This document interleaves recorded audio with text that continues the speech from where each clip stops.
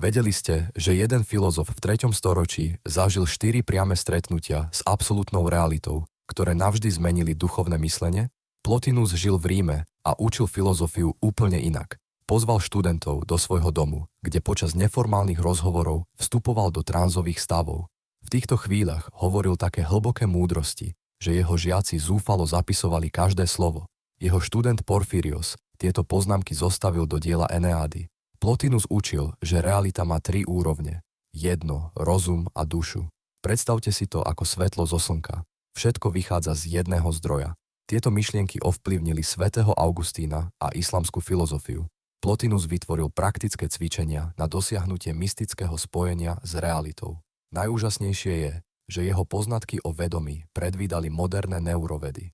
To, čo opisoval ako mystické stavy, dnes vedci študujú ako vrcholné zážitky mozgu. Jeden muž v starovekom Ríme objavil pravdy o vedomí, ktoré potvrdzuje aj súčasná veda.